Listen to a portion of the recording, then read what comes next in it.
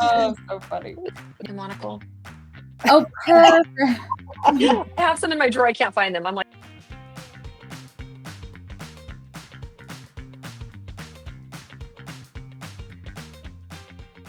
So today's episode, it's really a lot about nothing. And I love that. Let's talk about nothing. Because seriously, we can fight, laugh, or just chit chat about nothing. Well, wait a second, Heather. You have your own podcast, and I love that. What's so fun about it? Like, talk to me about your show. what's fun about doing the podcast? Yeah, well, what's fun about having a podcast, talking about in a podcast? Like, what's the idea behind doing a podcast? Well, when I told my children I was starting the podcast, my team at Spark, which is the virtual assistant for my own, they're like, you have to do a podcast. And so when my children found out about 10 episodes and they said, you and every other 40-year-old mom, they were like, oh my gosh, they were so mortified. Yeah. They were like, okay, mom. And also I have a side part if anybody's listening, not watching. So definitely I'm 42 years old and they were appalled. And I was like, don't worry, I'll never listen to it either. I'll just be on it. So what I love about having a podcast, Ronit, when I was little, back before they had the beautiful iPhone and the ability to record ourselves everywhere we went, I had a tape recorder and I would conduct interviews to people in my neighborhood and my friends. I was doing a news broadcast at all times because I liked it and I love interviewing people. And a fun fact, 2 of my cousins are interrogators for intelligence agencies in different languages. And I think I missed my calling. Ooh, can I use Yeah. it? I got a few people I would like to interrogate. I'd like to do well, don't you like to do like a private investigation on yes, the journalistic side. Yes, I love it. So like, I think I was meant to be an interrogator. Like, this should really be a light that's like this. And we're like, tell me where you were. Yeah, and then like, I'm gonna offer you a cigarette. So anyway, I love interrogating people. A cigarette. Well, Heather, you look fantastic. So we were supposed to go live or recording on podcast about 40 minutes ago, and you got your face looking amazing and your hair looking amazing in just what, 10 minutes? I mean, probably not. Yes, just a little bit. I also peeled my face 2 days ago. I didn't really plan ahead very well. So if you zoom in, there's like little lizard flakiness that's about to happen. Oh yeah, you can't tell though. You can't tell. You need repassage on your face. I do. Yeah. Like a chemical peel? I did a little chemical peel, yes. Yeah. Nice. I don't know. I think it's time for me to do some plastic surgery here and there. A little nip and tuck and tick and tuck. Right here. I would love to. I just want whoever Lindsay Lohan got, you know? Right. That was good stuff. This is good stuff. There's some good stuff out there with good looks. And I think it's time. I think I'm definitely going to invest in that this year. What about you? I'm going to keep peeling layers of my face off. How about you, Nicole? Beautiful. I love that for you. Retinol from Mexico, probably, you know, and repassage. There you go. No. So I think, Ronit, what you're trying to say and where you're going, it feels like is, Heather, you wear a lot of hats and a lot of our listeners can relate to that. You're a mother, you're an entrepreneur, business owner, a podcast host. I mean, you do so much and you never seem like you're running on empty. What can you say about that? Like, first of all, where do we get this? Private investigator. Yes. 2 words: smoke and mirrors. No, I wear a lot of hats. I wear a lot of hats and I wear a lot of sweatpants and workout clothes. Part of why we were starting late today, I apologize to the ladies and their patients. I have 2 children. Well, one's home sick from school and the other one texted and called that they needed picked up sick from school. So we're doing a little bit of juggling today. They're all fine and accounted for. They could survive on their own. They're great, independent children. But yeah, there's a lot of hats. When I began my entrepreneur journey 5 years ago, I didn't realize how overwhelmed I would be. And so I definitely have been running on empty. And I think I resist the idea that I have it put together. Like if you've heard the little quote, I do not have ducks, they are not in a row. Like absolutely. I have grasshoppers and they're juggling fire. So that's what I have. I have feral children roaming the house. Anyway, I don't do it all. I believe in the power of strategic delegation. And Ronit knew me. I was wearing a shirt. What did it say, Ronit? Remember? No. AF. The end of it says AF. She calls me AF. Efficient AF. Oh, efficient AF. Yeah. Yes. I'm sorry. No, it's okay. you just got me on our limb here, so Yes, that's all right. Yeah, so efficient AF. So I love delegating. I love outsourcing, systematizing. I love operations and systems. And as a creative person, it's a little bit of an outlier that both sides of my brain communicate. But yeah.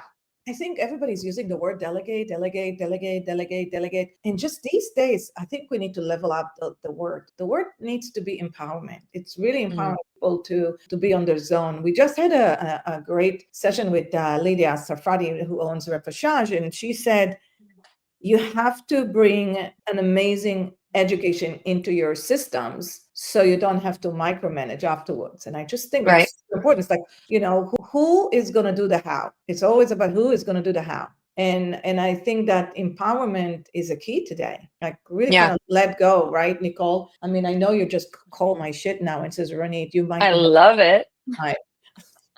Oh, so funny. This episode is sponsored by Salon Cadence, the only global advisory network helping salon and spa and med spa CEOs scale to 7 and 8 figures without a burnout. This is not a do-it-yourself program. This is do it with you and for you.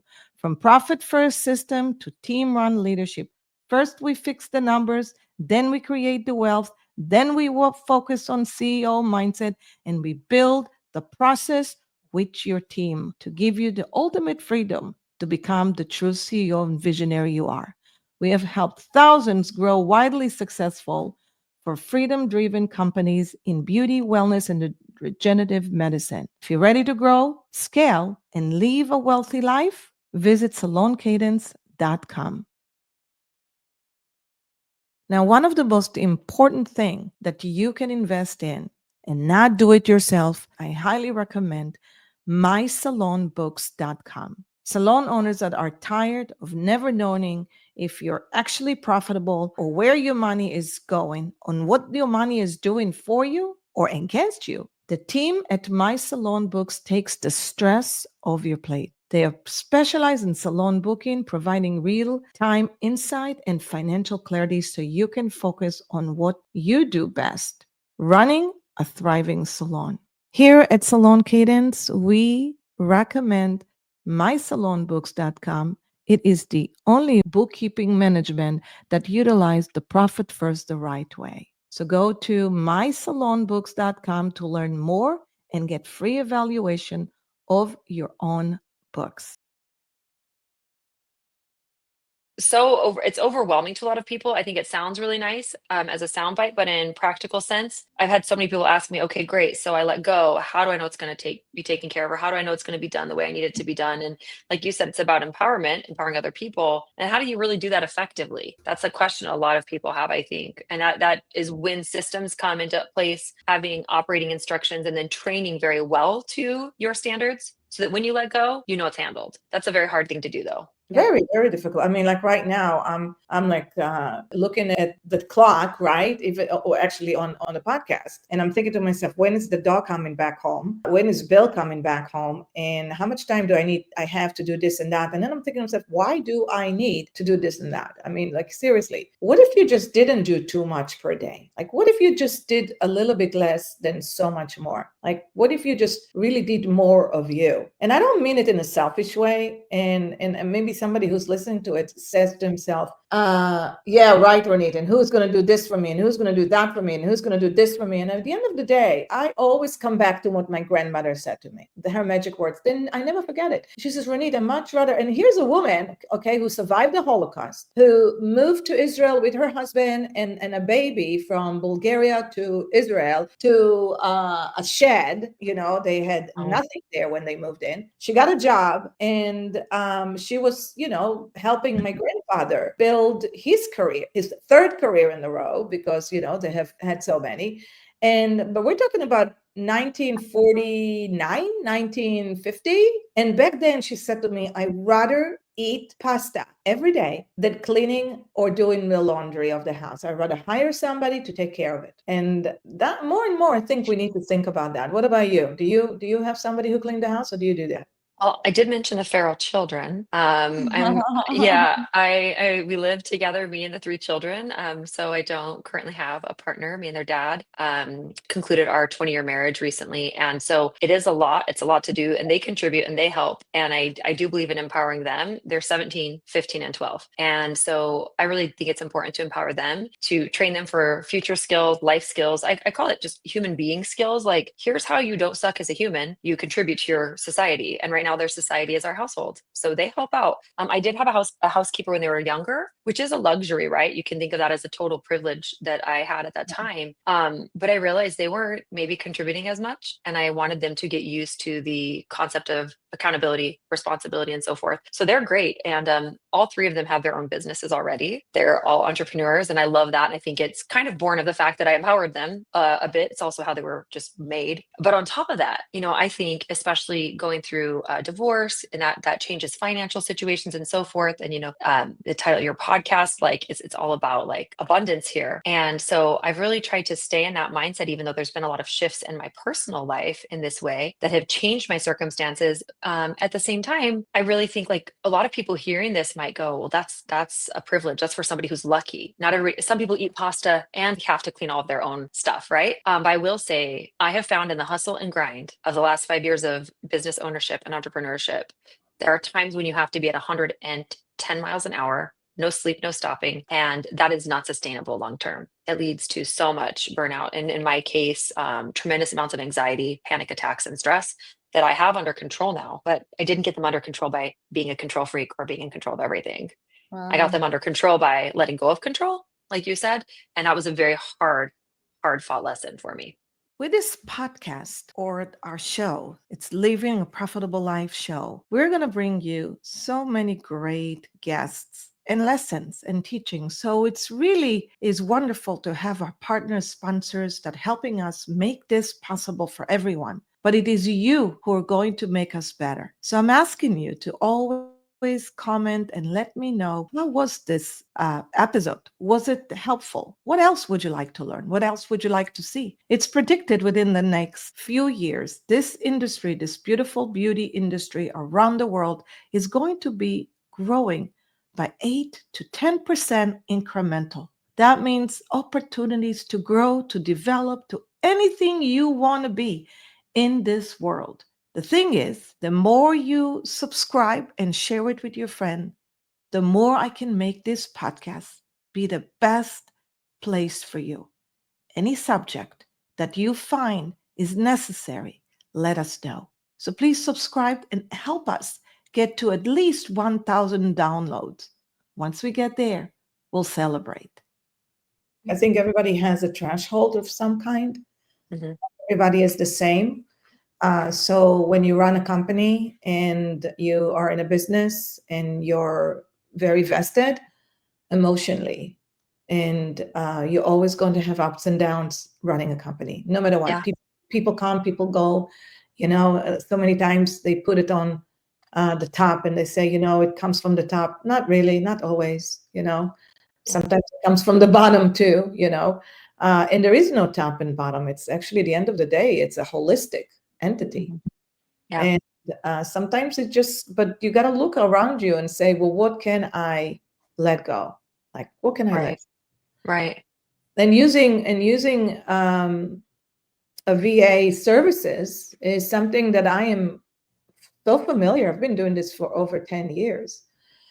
So I'm really happy that Heather, that you took care of this for this industry, because I think it's so important to have somebody to help you. Here are the challenges of having a VA. Okay, let's start. Let's just name them. Tell me the challenges of having VA. Why it will never be successful, or it could be successful. Totally. Okay, big challenges starting from the top. And so I run a VA firm that's designed to help creative professionals, particularly people in the beauty space in our industry. Mostly because I hired one for myself a few years ago because I was drowning and started delegating. And why not do it? it takes time, just like any new team member you have, no matter if they're on site or off site, or if they're from the industry or not, it takes time to train people to your culture, your standards, and what you want.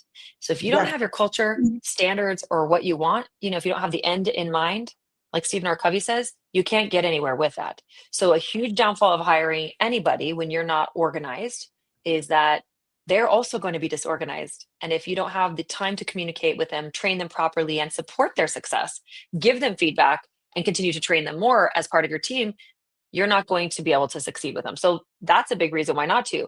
A lot of people who are overwhelmed enough to need an assistant, me, didn't have time to slow down and do it right. And so when I realized that was a huge gap, I reverse engineered what people in our industry needed, sure. But no matter how familiar I am with the industry and my team is, it's still a matter of like whoever uses a VA has to slow down long enough to meet with them, to give feedback, to train them. And that takes, like, to most people, they're like, it's just easier to do it myself. You know what I mean? It's like cleaning your house. If I told somebody exactly what needed to be done, it's just too overwhelming. Like, so I think that's a huge reason why not to. Another one would be, I don't know if anybody, on listening has children. I mentioned mine that are, two of them home from school sick today. But I left the children when they were younger to go on a work trip for for a week. And that was a massive undertaking. I like meal prepped for the nanny and for my parents who were helping. And I wrote the schedule every single day. And then I checked in on them all day. Do you know what I mean? It was a huge undertaking to be able to leave my workspace for a whole week. So that's the same concept as well. If you're going to be able to leave somebody in charge of something, you have to do a lot of prep work. And that's hard to do. So that's one strike. Yeah, but that strike needs to be there. Sorry, I'm moving my glasses because I feel like they're kind of a little bit of crooked, but here they are. What do you think? Are they crooked? No, I think they're so cute. No, you should have seen like our last recording that we did. We were with Lydia from Repassage, and we all had our fun glasses on. They were so I'm cute. looking, I'm like, where are mine? I don't really have glasses, but I have some in a drawer. Yeah. I know, right? Just a monocle. Oh, perfect. I have some in my drawer. I can't find them. I'm like, where are my glasses? My kid probably took them. Oh, I love it. Heather, I have a question for you. What are the businesses that your kids have started? Okay, so my daughter runs a wash and fluff service for dogs. So we're not cutting dogs' hair yet, but we are grooming in the sense of baths and walks. So she has pet sitting, walking, and boarding business. Love it. Yes. And then my other daughter, she does nannying work, and we're getting her set up, I think, to start spray tanning. Just high schoolers, we're in Arizona, people want to be tan. And then my son, he is an entrepreneur. He engineers and produces music. So that's his full-time gig, making beats, music, and background tracks. So they just do their own thing. So the pet sitting girl, she's the 15 one? She's 12. Wow. No, I was going to ask her if I can fly her over. If she saw your baby, she would agree to it, and I'd go with her. So, but yeah, she actually used she said, I have my own VA too, Mom, because she had my assistant make her flyers, order them, and have them shipped to her. And it was funny. She's like, I think I want 100 of those, and I want these ones laminated. And so she used her VA. She calls it her VA too. Yeah, well, let's get into that VA. That VA. Okay, so here's something that everybody has to understand. When you interview a VA, then you got to look at this as the same type of interview you would interview everybody else. It has to be a culture fit for sure. They have to speak the language that means something to you. Like there's got to be good communication, good vibe, good energy. You gotta come. But the most important thing that entrepreneurs don't do, and that's where they fail, not only with VA, but they fail with creating a great path for a good relationship between a new onboard to, for retention, is time. Like you were talking about, you were talking about, it's communication, it's the training, more than anything, time. So if you think that you can just hire somebody tomorrow, definitely when they are on Zoom and not really in front of you, and after 1 week or 2 weeks, they can take over all everything that is over your plate, it's not going to happen. You've lost your mind. You have to put the time in. You have to put in how much time in. I'm thinking the more, the better. So it's like every day there has to be at least 1 hour in the morning communication, end of a day reporting. Every day you have to have SOPs So you have to have SOP for every little thing. Yeah. There has to be expectation, communication every morning and every afternoon. And if you're hearing this and you think that's too much work, think again. I would say to challenge yourself. I've told people, even assuming something like an hourly rate of $50 an hour that you would be making in your business or behind the chair, which is, I hope, a low rate for a lot of our business owners. If they're consultants or if they're leading teams, I hope that their time is worth a little bit more than that, right? No shame in that hourly rate, my friends, but just let's think as a leader that you'd be commanding around that. I encourage people anytime that I consult or talk to them, people in leadership and people who run teams or who are entrepreneurs, I have them make a list. We talk about the Pareto's principle a lot, which is the 80-20 rule. 20% of your effort produces about 80% of your results. And so if you think about the other 80% of the things you're doing, it's what do I have to do once the dog gets home, and what time is the dog getting home, and those things that maybe need to be done, but am I the best person to do it? So I encourage people to slow down just long enough, and even the listeners here can jot this down. Write down 3 things in your notes app on your phone or on a piece of paper, and it's, do I love it? Do I make the most money at this? And am I the best at it? I'm going to tell you, I'm a good hair cutter. I teach people. I travel the country teaching classes. Am I the best hair cutter in the zip code or in the state? No. Does it make me a lot of money? Yes. Do I love it? Yes. So it needs to have at least 2 of those things to keep doing it, to keep it on your list. I hate answering emails. I hate scheduling flights. I love flying. I love presenting. I love, interviewing people or being interviewed and hanging out with my friends in the industry.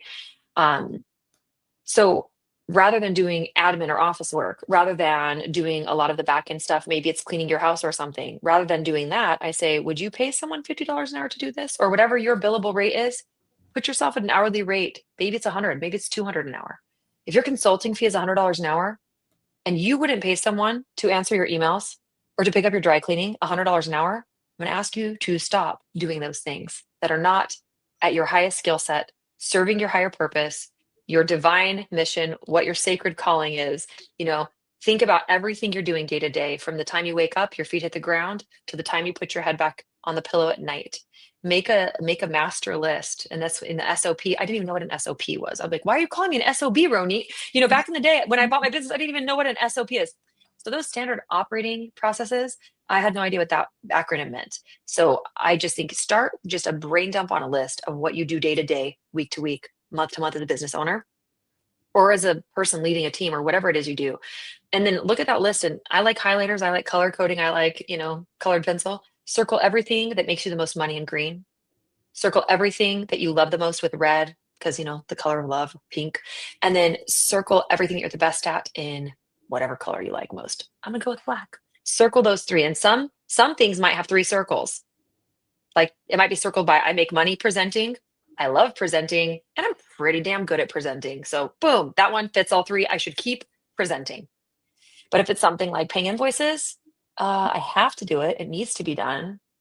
I shouldn't say I have to, but it needs to be done. But I'm not the one who needs to be doing it, because I don't make money paying invoices. I don't love paying invoices. And I sure as heck am not the best at paying invoices.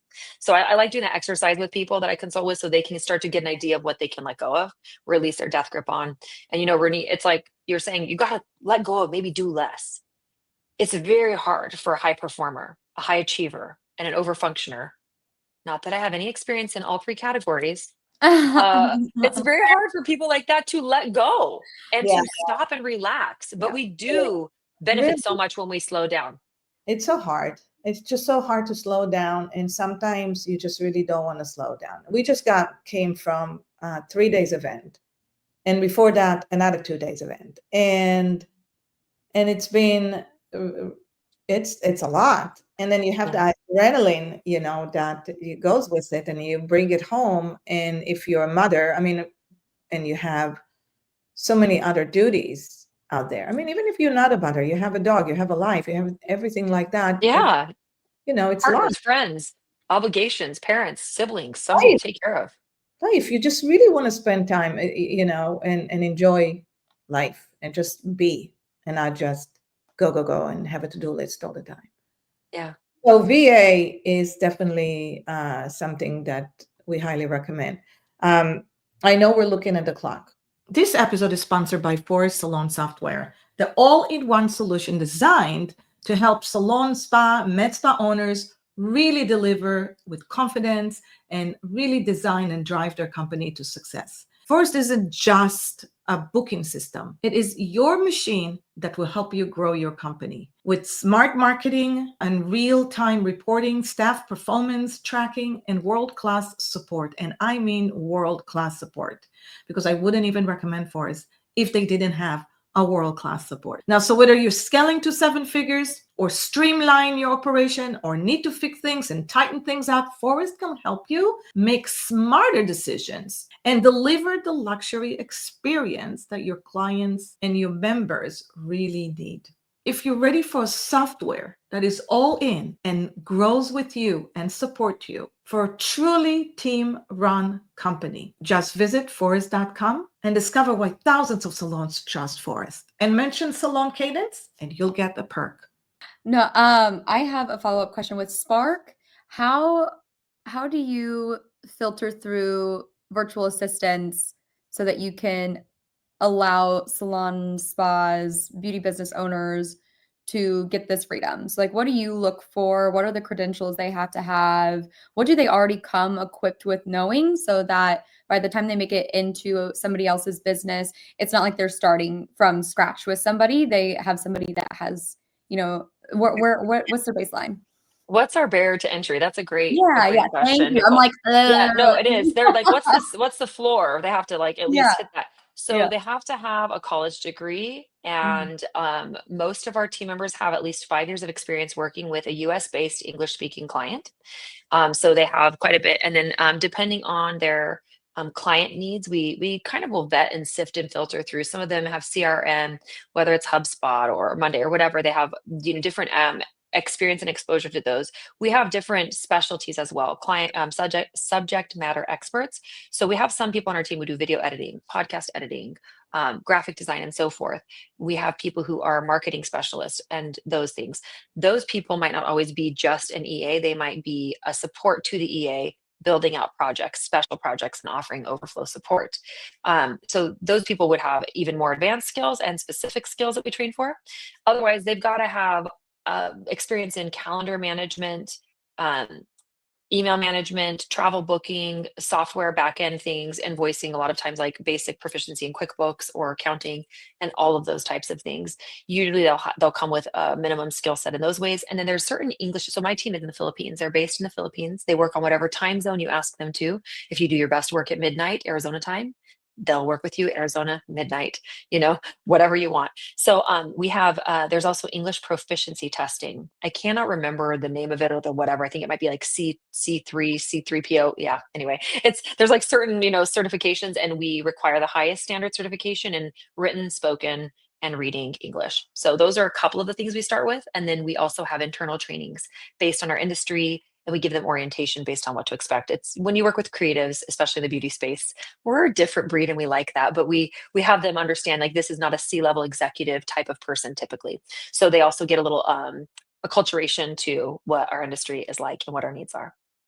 Yeah, would you provide? I think it'll be great if we brought you into our community and maybe even do some training on how to work with VA, like how Training to. on how to train your VA. Yeah, for sure. Yeah, Yeah, I think that's important, and just have to have a good communication on that. absolutely. What does it take for a mother, a business owner? You also own a brick and mortar. You also own a salon. You travel and you educate. You're building your business, your new business, which is your VA business. How do you manage all of this and still be beautiful? Um, I'm gonna thank you for the very high compliment.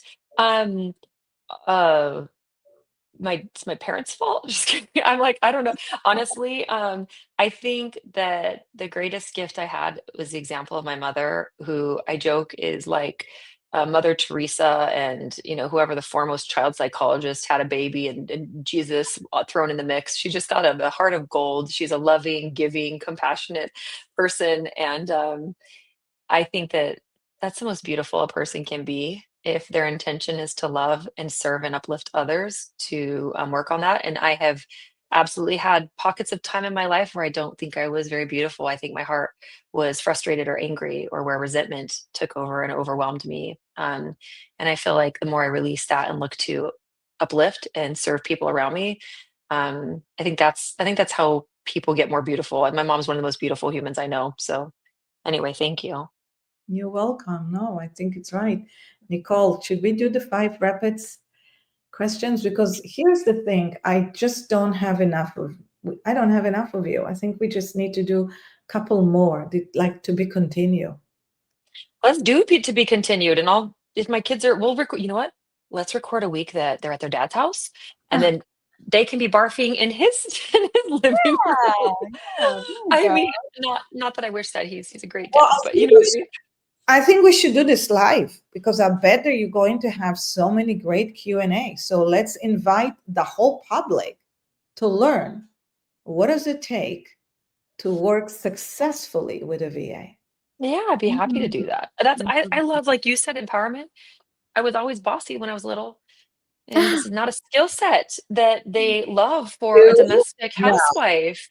And who knew that I was intended to be a feral and just be in charge of things and people. So I love to empower, especially creative people, to be the CEO of their life, to experience the freedom that happens when you leverage your time, when you can scale. I know it's something that you're so focused on with your business, Ronit, which is so important and powerful, but really increasing our impact and thinking, what is the highest good we can serve with our precious time on this earth? What is the thing we were really meant to do? How can we unlock that and get ourselves away from being chained to a desk, or it's changed to the office or the admin or whatever thing it is that feels like it's weighing you down and keeping you from like your brilliance? I love helping people be liberated from that to do what they do best.